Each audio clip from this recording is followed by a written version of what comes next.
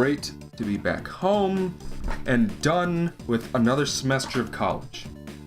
And it's great to see all of you lovely folks again. I hope you guys are all ready for another beefy marathon, because I have a lot to say about these 3 games. So, let's waste no more time and just jump right in. Whenever people talk about the greatest of classic platformers from the 80s and 90s, we hear a lot about titles like Super Mario Bros. 3, Super Mario World, Sonic the Hedgehog 2, and Sonic 3 and Knuckles. These games often make it onto the top 10 lists of their respective consoles. If you've seen my reviews, then you'll know that I happen to enjoy all of those quite a bit, though I do still maintain that the Genesis version of Sonic 2 can be unnecessarily frustrating for first-time players. While those games are certainly great on their own terms, I've always found it disappointing that the Donkey Kong Country series hasn't gotten quite the same attention. Sure, this series has always had its fans, but more recently it seems that parts of the gaming community, and especially newcomers, have been somewhat critical of these titles. People only like them for their graphics, they say. The games have too much trial and error, they say. The gameplay isn't all that interesting, they say. While I can see why new players may make these claims and will respect them for making them, I don't think enough credit is being given here. The Donkey Kong Country trilogy is more than shallow pre-rendered graphics and frustrating trial and error difficulty. I think that if one were to give these games a proper chance, they'd find that they deserve to rank up with the Marios and Sonics of their time. They're fast-paced, well-designed, reasonably challenging, and just all-around fun and enjoyable games. I'd even go as far to argue that one of them is the best classic side-scrolling game I've ever played. Yeah, you heard me. I know that's pretty high praise, and coming from someone who didn't even experience the Donkey Kong Country trilogy during its original run in the mid-90s. Like perhaps many others of my generation, I experienced them first through their GBA remakes. I wasn't exposed to the SNES originals until they came out in the Wii Virtual Console. Both fans and non-fans of the series alike have seemed to poo-poo the GBA remakes as second-tier versions that are quite clearly inferior. Just like how the Mario fanbase has seemed to ignore the advanced remakes, the DKC remakes for GBA have been similarly spurned simply for their being remakes. I won't try to deny that my exposure to these versions in my formative years of gaming hasn't affected my views of them. Even I can succumb to the subtle and wraith-like pressures of nostalgia. Still, I consider this to be yet another case where the remake reactionaries have not given credit where credit is due. While the GBA remakes might be inferior to the SNES originals in some aspects, I'd argue that they also surpass them in others. That's why, as with previous ROR installments, I wish to give both versions an in-depth review to see how the remakes attempt to recreate, build upon, and possibly even surpass the originals. We're going to be looking at each installment in the original trilogy, and their remakes for GBC and GBA. I'll also be dedicating a single video to the Donkey Kong Land trilogy, along with a short ROR of DKC 1 on Game Boy Color. If you were expecting a Donkey Kong Country Returns ROR, I'm sorry, but I don't have a 3DS capture, so I have no way to record for it. For this marathon, we're sticking to the Rareware stuff. This is Donkey Kong Country, Remake, or Rebreak.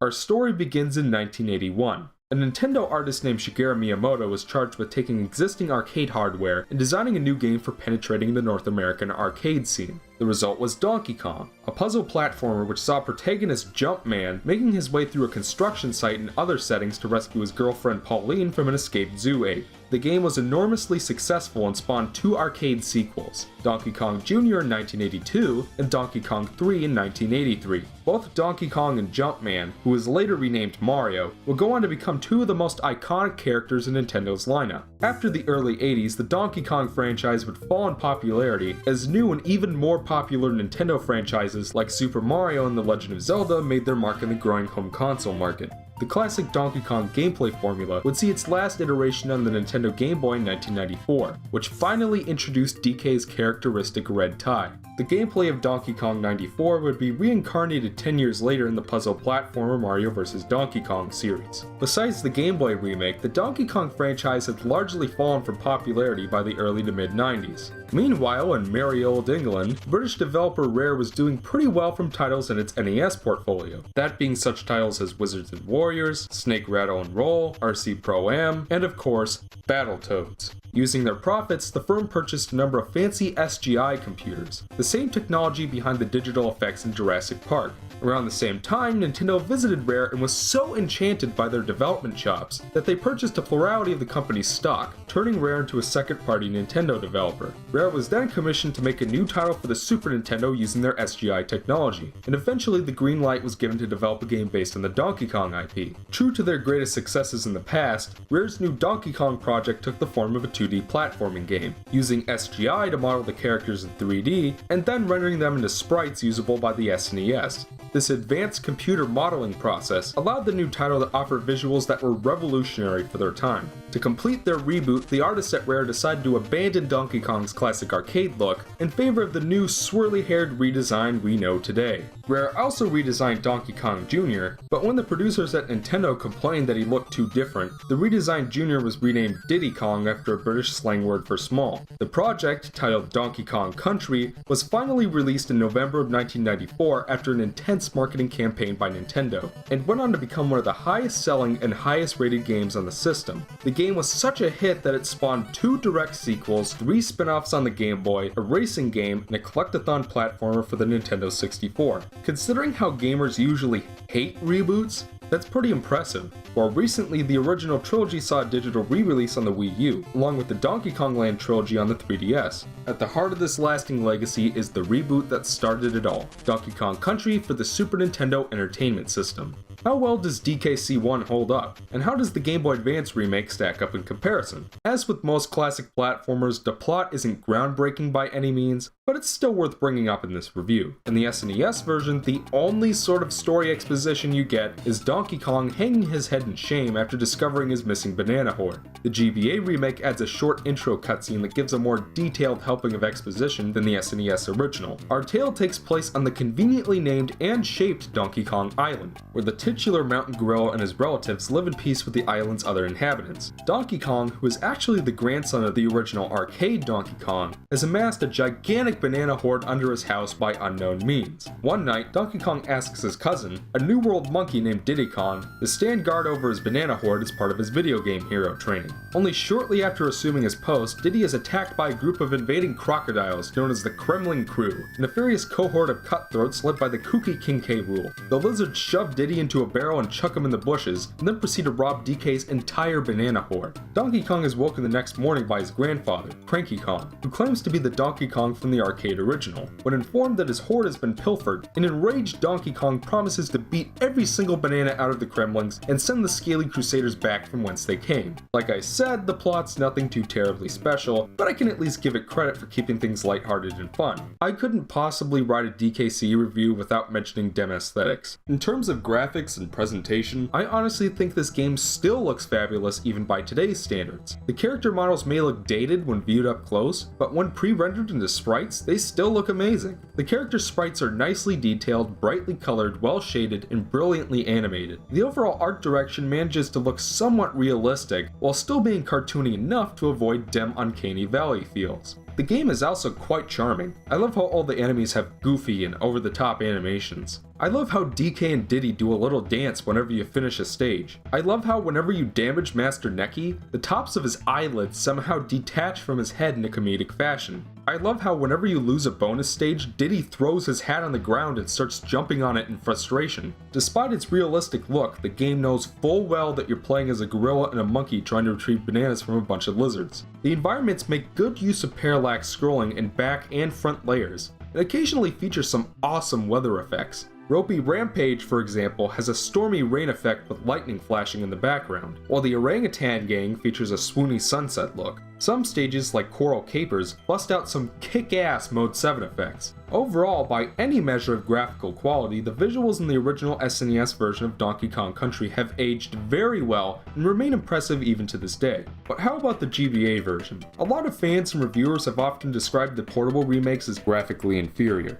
and I can see why. But as I said in the Mario RORs, I think that a lot of people have forgotten that the GBA screen was only 240 by 160p, and that it wasn't backlit. When viewed on an actual GBA screen, particularly a GBA SP, all of these games still look really nice. when viewed off of a Game Boy player, which is the only means I have of recording these games, the graphics look blurrier and oversaturated due to lackluster scaling and TV backlighting. What I'm getting at here is that while SNES games remade on the GBA may or may not look as good as their Super Nintendo brethren, it's worth remembering that the games look the way they do because developers had to get around screen size and lighting constraints. That all being said, how does the GBA DKC compare to the SNES original? I would say that the SNES version is the better looking of the two. The GBA version sports oversaturated coloring and lacks the detail of its home console cousin. While all of the graphical effects from the original are present and accounted for, they don't look quite as impressive. When viewed by the system's own standards, however,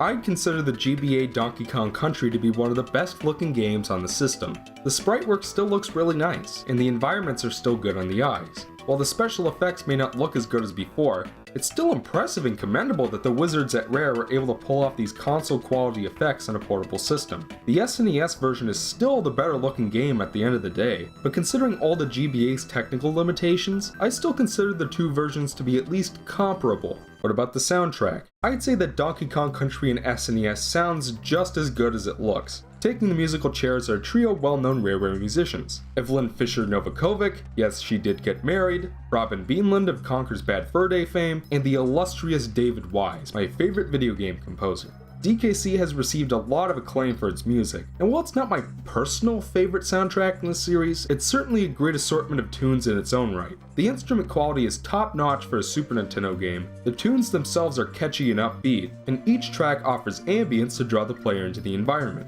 Every gamer worth their salt can hum DK Island Swing, the track that plays in levels like Jungle Hijinks. How about the fantastic title theme, which is a remix of the song from the original arcade game? How about the playful silliness of Bonus Room Blitz? How about the subtle atmosphere of aquatic ambience? How about the catchy beat of Fear Factory? My absolute favorite track though has to be Life in the Mines. The slamming pickaxes in the background double as ambience and percussion, and the over-the-top winds are not only very catchy, but also emotionally moving in a strange kind of way. Beyond the AAA tracks in DKC, there are also a handful that are just good but not great. I've never personally been a fan of Voices of the Temple. The melody seems to have been overshadowed by the ambience. I could say the same thing about Northern Hemispheres and Misty Menace. Tracks like Treetop Bop and Minecart Madness are pretty catchy, but somewhat lacking in ambience. Generally though, the SNES soundtrack gets a gold star from me. So how does the GBA version compare? Like with its graphical capabilities, I think that the Game Boy Advance has been unfairly shat upon when it comes to music.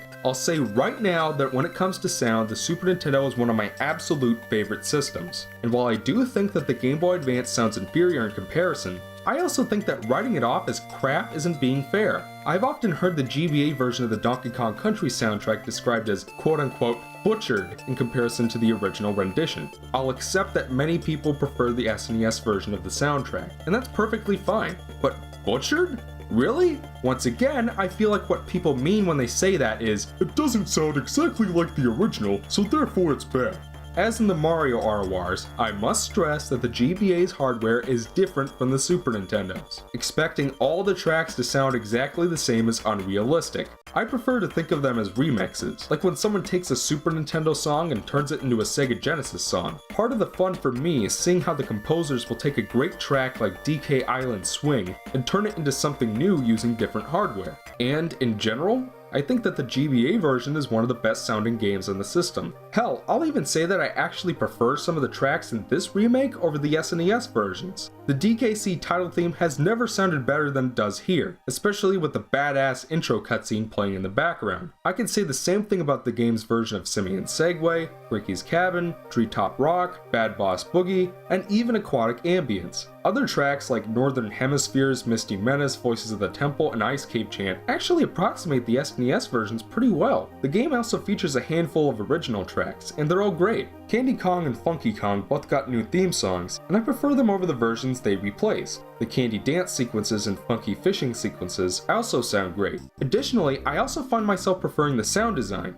While the music may sound kind of buzzy at times, I think the new sound effects have better clarity and pop more than their Super Nintendo counterparts. That being said, there are still plenty of songs that don't sound quite as good as the SNES versions. I think that Gangplank Galleon, Cave Dweller Concert, DK Island Swing, Fear Factory, and Credits Concerto are all good examples. Overall though, I think the GBA version sounds better than it's given credit for. I find the two versions to be equal when considered in light of their respective strengths and weaknesses. The remixers did a good job here. Let's move on to DAT gameplay. Donkey Kong's trek will take him through 6 worlds of about 5 or 6 levels, each capping off with a showdown against one of the Kremlin commanders. One thing that's kind of annoying about the SNES version is that in order to save the game, you have to reach the candy save point for that world, and its positioning can be completely random. In Vine Valley, it's right at the beginning. In Gorilla Glacier, which is probably the hardest world in the game, it doesn't show up until the very end pretty much. Additionally, you can't travel between worlds unless you reach the Funky's flight location for a given world. To be clear, it all works just fine, and I'm just grateful that the game has a save feature and unlimited continues. But I can imagine that newer players might not care for these design choices, and this is one thing that the GBA version improves upon. While on the overworld screen, simply push start and you can save the game or call Funky with the push of a button. While experienced players like me won't need it, newer players might consider this a major improvement. Moving on to the actual platforming, the mechanics are simple but fun. Donkey Kong can run and jump to traverse through terrain,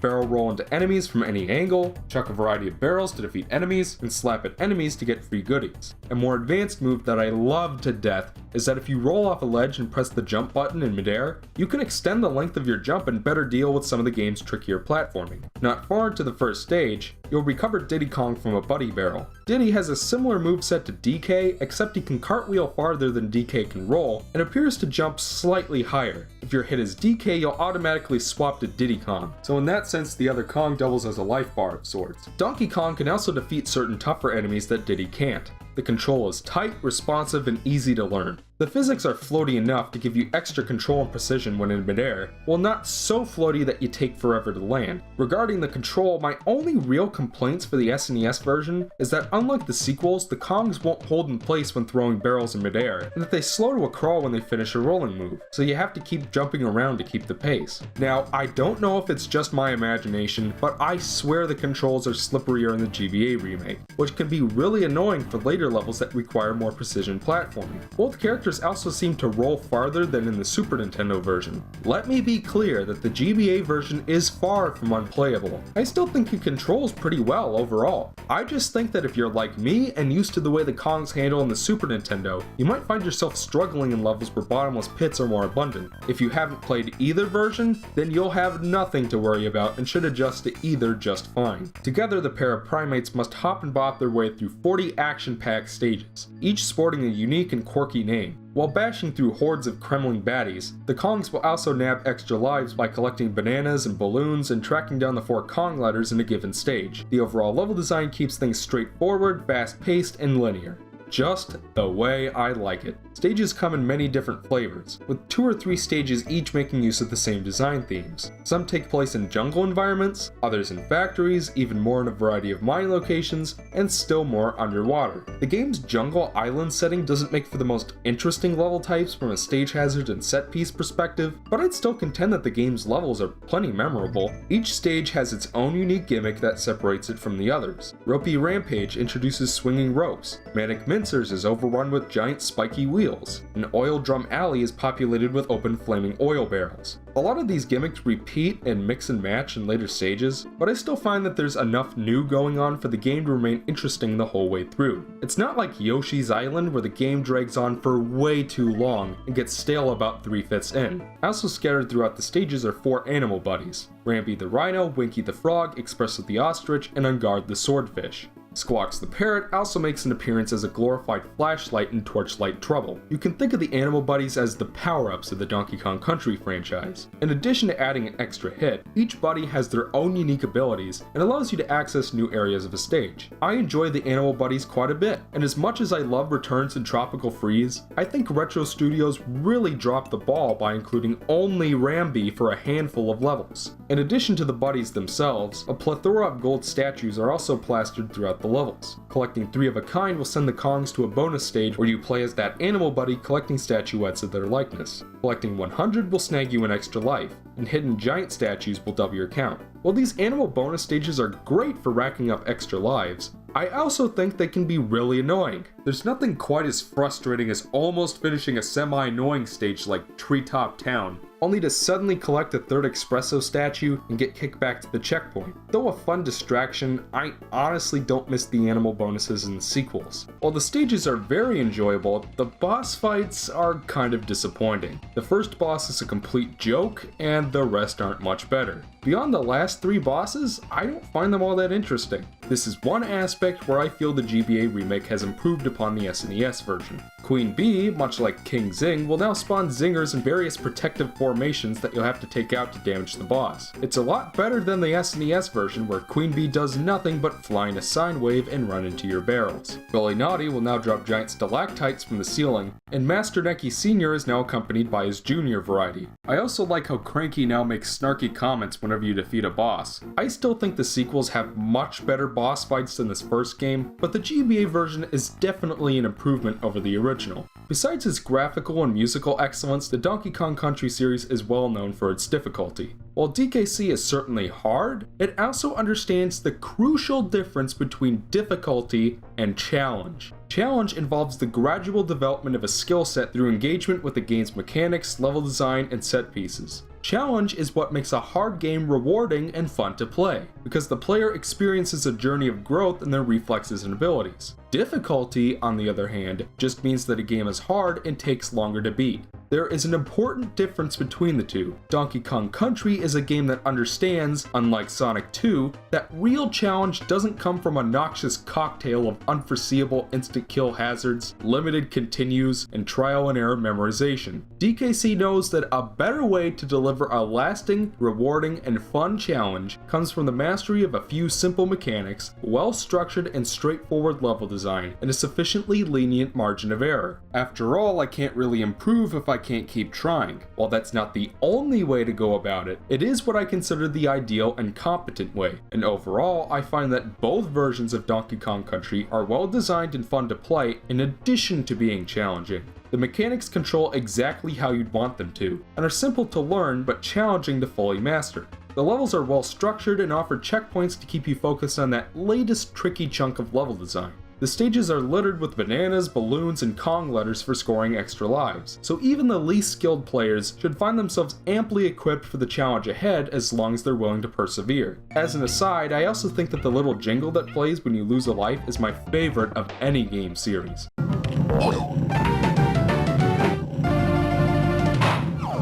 As well designed as DKC's challenge is overall, it does hiccup on occasion. A lot of people have criticized the Game Boy Advance version for screen crunch, but I find that the SNES version can be just as guilty. While the player sprites are amazingly detailed, they're also very large. Although the camera does compensate for the constrained 4:3 aspect ratio by shifting the player sprite to the opposite side of the screen, things can still sneak up on you if you're moving too fast, or if the camera doesn't feel like being cooperative. Poison Pond has got to be the worst stage in this regard. Not only does the putrid green fog make it hard to see, but the camera never seems to be in a good position to see what's above you or below you. Take this section. I can't see where the bite sides are until they're right on top of me. How about this section where the squidges are flying in diagonally from the bottom left with no warning? That's annoying, and I'm surprised that no other reviewer has ever called attention to this faulty camera design. Generally, I find that the GBA version has better visibility than the SNES version, due to the wider aspect ratio and the smaller and less detailed sprites. Stages like Poison Pond and Ice Age Alley aren't nearly as annoying, and the camera's positioning also feels much more dynamic than the SNES version. That's not to say I didn't run into the occasional visibility problem. Minecart Carnage was a real pain in my ass, and that's because the crash Kremlings kept slamming into me from off screen without warning. Generally, however, the camera is cooperative enough in both versions for both to remain perfectly playable and legitimately challenging. A few bad levels do not a bad game Remake. In case the stages on their own don't leave you satisfied, them bonus rooms should help fill the gap. Each stage in Donkey Kong Country features about 3 hidden bonus rooms, which will each transport you to a minigame or simple platforming challenge to nab Kong letters and extra lives. The GBA version also adds a title card for the different types of bonus rooms to match the sequels. If you want to complete the game fully to 101% in either version, you'll have to visit every bonus room in every level. May I say how much I prefer these bonus rooms over the classic Sonic special stages? Although the game's level design remains simple and straightforward throughout, the bonus rooms allow for a decent amount of exploration without making the games unnecessarily complicated. It's also nice that the game keeps track of your bonus room tally by marking fully explored stages with an exclamation point. Take that, Super Mario World Dragon Coins! I find that seeking out the bonus rooms make plowing through Donkey Kong Country a little more engaging than the standard romp, though getting in the bonus rooms can be annoying on occasion. That being said, fuck Ice Age Alley and the Orangutan Gang for making me drag Espresso's sorry ass through half the stage. While Cranky Kong will give you hints if you visit him at his cabin, many of the bonus room locations are so obscure that you'll never find them without a guide. I think the absolute worst example is an Oil Drum Alley. You have to first open a bonus room in a wall. Then, you have to hit the switches so that you select the banana. To be clear, if you do this in any other bonus room, you lose and get kicked out. By doing this, you'll get a barrel. Then you have to jump toward the wall while carrying the barrel so that you'll break open the wall and walk through the resulting hole at the same time. If you do not do this, you'll open the wall but get kicked out before you can enter. How the hell was a kid, or a squid for that matter, in the 90s without internet supposed to figure all that out? The SNES version also doesn't reward you all that well for your trouble. All you get is a congratulatory line of dialogue from Cranky during the game's ending. At least Sonic 1 bothered to give you a little cutscene. It's definitely one of those instances where the journey itself is the reward. So I recommend bonus rooms to completionist and hardcore Donkey Kong Country fans only. The GBA version is a lot better when it comes to bonus rooms and completionism. For one thing, it adds a Super Mario Advance 2-like status screen to help you keep track of bonus rooms and Kong letters. For another thing, it adds a neat scrapbook mechanic. You can earn pictures for the book by defeating certain enemies, entering secretive areas in the levels, and for various other things. In order to complete the book, you have to find all the bonus rooms and Kong letters in the game. Some of these photos are hidden in pretty obscure locations. One such photo requires you to slap Queen Bee in the stinger, because that's real obvious. Thankfully, Cranky Kong does offer some hints to help you find these obscure photos. You can find even more photos by visiting the other Kongs. Candy Kong's save point has become a dance studio where you can play a series of ever more challenging dance rhythm games. While I really enjoy this minigame, I do find that it can be somewhat picky about button input, and one of the scrapbook photos requires you to play one of these rhythm games and get all perfects. It's about as much fun as it sounds. Funky Kong's Flights now sports a fishing minigame where you attempt to satisfy a special condition, usually catching a certain amount of a specific fish. They're also pretty fun, though I do find that the boat is kinda sluggish. While the scrapbook can be annoying to fill up at times, I did find it to be a fun side quest overall, and to make bonus rooms more rewarding than they were in the SNES original. I think that pretty much covers the gameplay, so let's jump into the spoiler section. Ah, spoiler alert!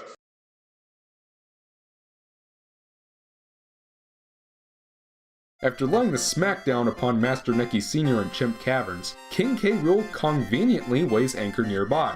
DK and Diddy Kong then board a ship, the Gangplank Galleon, in a final showdown to retrieve the Kong Banana Horde. A lot of people seem to really like the final boss theme, but I honestly think it pales in comparison to Crocodile Cacophony and Big Boss Blues in terms of final boss music. It's still a decent final boss theme, but one of the best tracks in the series? I don't think so. King K. Rool himself is a fun and challenging final boss. His moveset is simple to pick up on, and his attacks are still perfectly dodgeable, but he'll still manage to keep you on your toes. If I had any complaints, I do think that the fight structure gets a little repetitive. He just keeps repeating the same attack, only adding an extra move each time. Oh well, at least the fight is relatively short. Let's watch the credits roll. Coding, characters, coloring, concept, commander.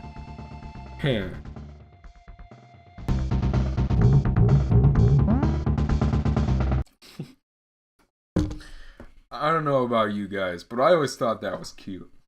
3 more bonks to the noggin will put the king out of commission and recover the last of Donkey Kong's bananas. What follows is a fun cutscene where the different enemies of the game will each parade across the screen. In the SNES version, they just show up at DK's house, but in the GBA version, they'll do a bunch of detailed animations over and under the deck of gameplay galleon. You also get a short cutscene that helps bridge Donkey Kong Country into Diddy's Conquest. Sure, the ending's nothing special, but it is pretty satisfying. Credits Concerto is also one of my favorite tracks in the game, so that certainly helps. So, remake or rebreak? What's the verdict? I've got to admit that this particular game treads that fine line between remat and remake, like the Mario remakes often did. On one hand, the graphics don't look quite as good, and the sound requires an appreciation to be fully enjoyed. I also find that the control in the SNES version is a little tighter and less slippery, and that a handful of levels got somewhat more annoying in the transition.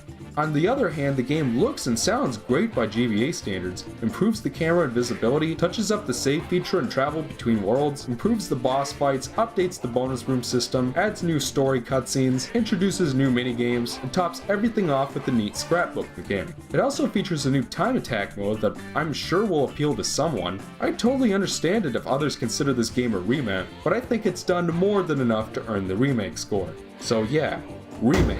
It's a solid re-release that touches up on the problems of the original and adds new content.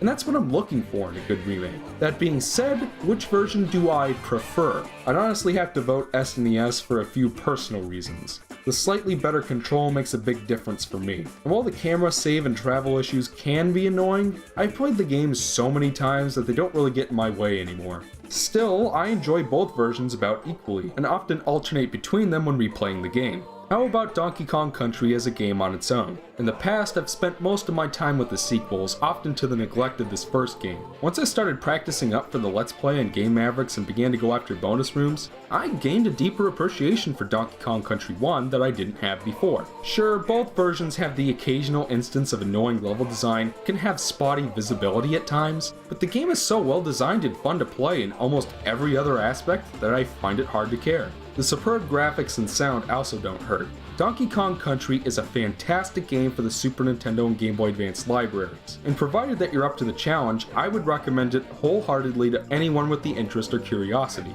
The Super Nintendo version is now available on both Wii and Wii U Virtual Console for $8, and you could snag the GBA version off of Amazon for about $12 used. Which version would I recommend? If you haven't already played the game, odds are you have little experience with the genre. If that's you, or if you're a completionist looking for something that will keep you busy for a while, the GBA version is for you. If you'd prefer to play the game on the big screen, then go for the SNES version. Either way, I think you'll find yourself satisfied. I love Donkey Kong Country, and I think you will too if you give it a chance.